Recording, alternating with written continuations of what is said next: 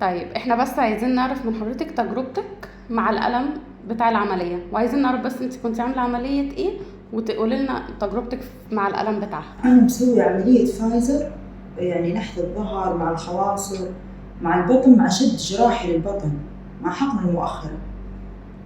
الألم يعني بدون مبالغة إضافة إلى أني أنا شخصية مرة ضعيفة ويعني ما أستسلم للمرض بسرعة، إلا إنه فوق هذا كله أنا واجهت الألم، يمكن حاربت من الألم 20% فقط من 100%. لا قوة إلا بالله. الحمد لله. يعني تجاوزت مراحل كثيرة أنا ما حسيت فيها وعشت تجربتها زي اللي شفتها محاولة.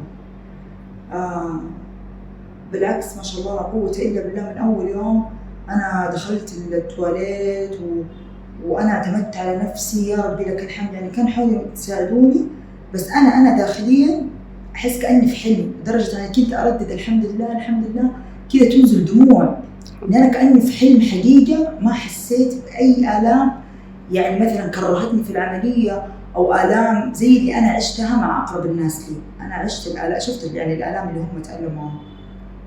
فهذه أشياء يعني اللي أقولها حقيقة، والله حقيقة فعلا.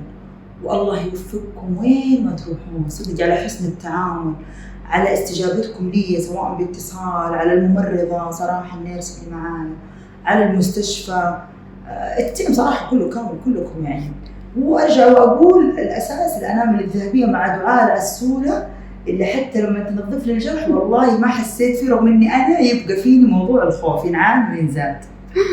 وانتوا داريتوا النقطة دي صراحة، عالجتوها لي نفسيا يا ربي لك الحمد. الحمد لله وكل الشكر. إن شاء الله يعطيكم يعني يرزقكم لين يرضيكم، أنا فعلا تستاهلوا حقيقة.